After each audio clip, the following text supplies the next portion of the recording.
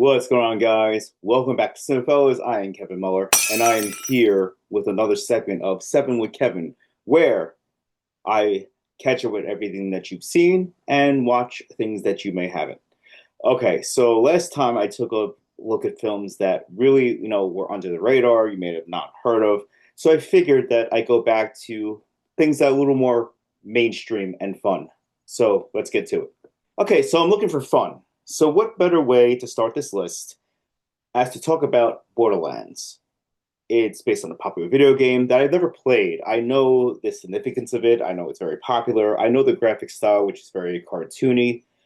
And I'm like, hey, this is going to be a great time. Even though I heard this movie wasn't that good, I give everything a chance. Unfortunately, everyone was right. As I said, I've never played the games, so I'm strictly basing this as a movie.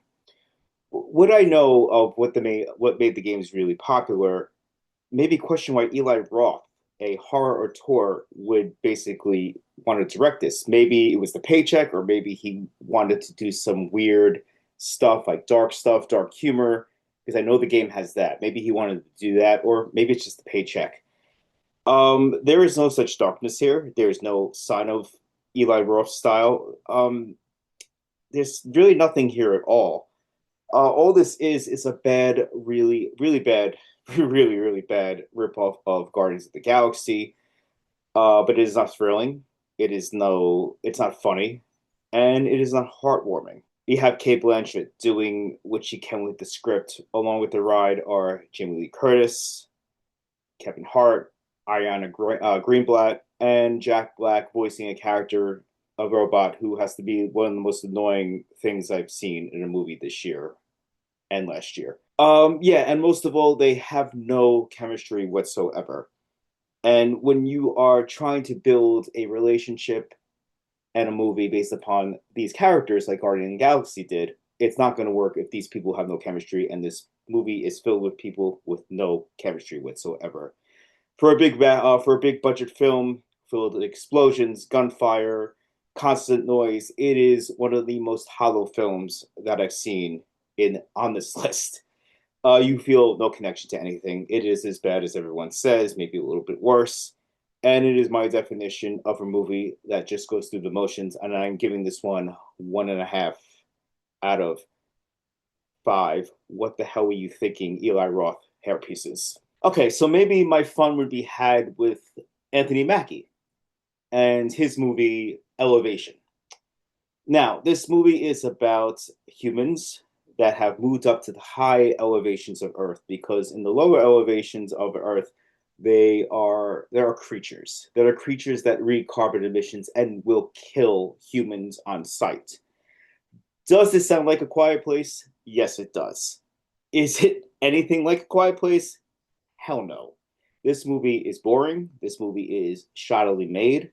There are action sequences that I felt nothing. There are dramatic stakes that I didn't care about, and character development outside of one person, which I will talk about in a second, that I just didn't feel any connection to anything. And the worst part of all, this movie commits a sin of, letting go of one of the coolest characters in the film, and that character is played by the actress Maddie Hassan. I've never heard of Maddie Hassan before I turned on this movie, but let me tell you something. She carries this thing. She's more interesting than Anthony Mackie and any other person in this movie. She is given dramatic weight. She has really good comedic timing. And as I said, is the most interesting character in this movie. Once she leaves this film basically, all the flaws just become really apparent. And I'm just going to give this one 2 out of 5 Maddie Haddison hairpieces. Okay, so Samara Weaving. I love Samara Weaving. I think she is the new Final Girl. She is great in horror movies. They are making a sequel to Ready or Not that's coming out, I believe, at the end of this year, maybe beginning of next year. Anyway, she was in a new film in 2024 called Azrael, where she plays a mute woman who must survive the night from hell, courtesy of a crazed religious group and mysterious monsters that are extremely violent if you were caught by them. If you're looking for a fix of blood and gore, you may like this movie, but I just wish they capitalized on the storytelling because you are given this world, and there was a lot of setup to this world, and there's a lot of things thrown at you, and nothing's really explained, so it really is hard to connect with anything that's going on screen or actually care about anything. Samara Weaving's great. She plays a mute. No one in this movie talks. Really, I think maybe one person uttered one word, but for the majority of the film, no one talks. Everyone's silent. So it's a lot of physical acting, a lot of facial acting. Samara Weaving has those big eyes, and she can, emote very well. But I just wish that the story was as good as her performance. And in my opinion, this is a missed opportunity. Not a terrible movie, just a very forgettable one. And I'm going to give this one 2.5 out of 5 bloody Samara Weaving hairpieces. All right, so maybe my fun would be had from a project by Blumhouse, the famous horror studio. Both these movies are products of that studio and also share the same rating, which I will tell you at the end. In Imaginary, we have the concept of imagination being filtered through the horror genre. This is a film I didn't really hear that much good about, but again, I wanted to basically see for myself. And it's decent. It's not bad. I understand why a lot of people didn't like it. I was looking at the IMDb score, and it was very low.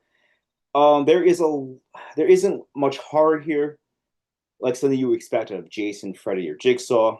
This is more of a psychological film that relies on the story and the performances, which I thought were good enough to make this semi-enjoyable.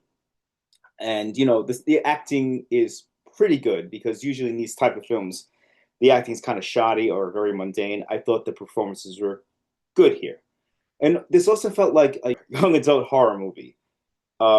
Something maybe R.L. Stein would write, the famous author of Goosebumps. It does get a little cheesy, but I appreciate the effort of doing something new. There's really some really cool imagery. Maybe I'm saying this very lightly, but like a little bit of like Christopher Nolan type stuff happens in this movie, but very like Christopher Nolan. And my second film I'm going to talk about with the same rating is Afraid. And this one is about the warning of technology and how we're all becoming reliant on tech, especially cell phones, computers, and now AI and ChatGPT.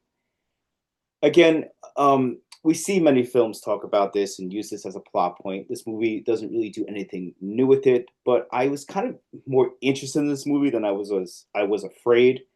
You have John Cho, you have Catherine Watterson, David Desmachin, all giving a lot to this film in the 90 minutes in the 90 minutes runtime. And I wish it was a little longer. I was really interested but this movie ends very quickly. Again, this was another one I didn't really hear anything good about. So maybe my lowered expectations, helps me not hating this film. You may be pissed that this AI movie isn't like Megan, where people are getting killed, sliced and diced, and this everything what Megan was. But I thought this movie was kind of interesting. Again, it's very short; it's under 90 minutes. As with Imaginary, I found this enjoyable, but these two films I watched like a month ago, they kind of exit my consciousness, but they're not bad. And I'm gonna give these two movies a very slight 3 out of 5 Imaginary and Afraid air pieces. All right, my next film is Cuckoo, and it stars Euphoria's Hunter Schafer as a woman who is thrown into the depths of madness. Dan Stevens is here, and Dan Stevens is fantastic, becoming one of my favorite reliable actors. He is playing a villain, which he always does so well. The story, while complicated and a little bit high on its own fumes, can be intriguing when it's not throwing so much at you. Like, oh God, there was a moment in this movie where I'm like, okay, like this movie has to slow down when everything is throwing at us, because what it was throwing at me, I'm like, okay, I'm kind of into this, but then it just kind of goes crazy, and yeah, it's just too much in the runtime. Like it feels like they were trying to basically contain too much in, I think it's an hour and 45 minutes. Hunter Schafer's good. I enjoyed her performance. I think she has a career outside of when Euphoria ends, a show that I have not watched yet. This was filmed in Europe and made by European filmmakers, and that cold and sterile style that European films usually have, especially horror, is very present here.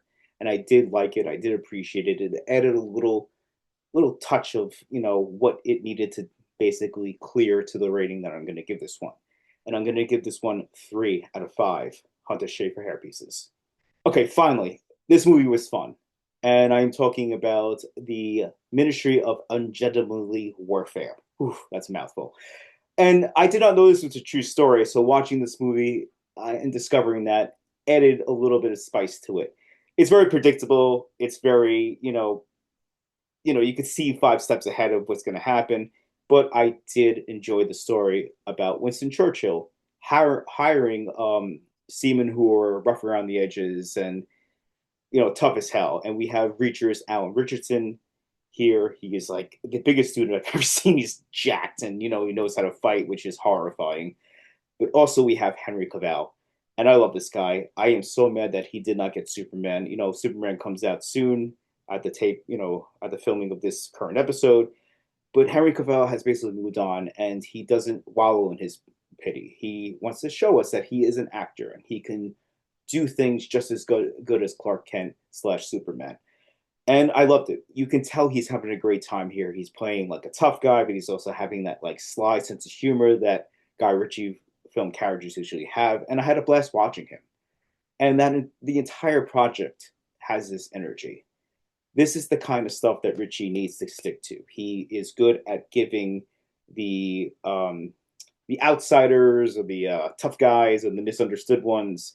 He's good at making them lovable, relatable, and full of life. And Guy Ritchie should stay away from stuff like Fountain of Youth, which is a review I did this on this website if you want to see it and listen to it. And I had a great time with this film, and I'm going to give this one a slight 3.5 out of 5 Henry Cavill hair pieces. All right, so that concludes. Those were 7. This slew of films that I watched this time, they were decent. I didn't, hate or love them. They were okay. Next time, I'm going to do something fun. I'm going to give you 7 movies, and I'll put a graphic right here, or I'd say Logan will put a graphic with me predicting how I will react to the 7 movies, putting the first one on top and obviously the last one on the bottom. And then I will talk about if that order matches what I felt about them. And some of those movies, little preview, is one made by Niall's favorite director, and also a film that I was really looking forward to, starring a famous sitcom star that is possibly one of the stupidest movies I've ever seen this year. Anyway, tune in for that next time. Come visit us on Instagram, Twitter, Facebook, and YouTube. We're always discussing the latest in film, TV, video games. And yeah, as we say on this website, I am Kevin Muller, and cheers.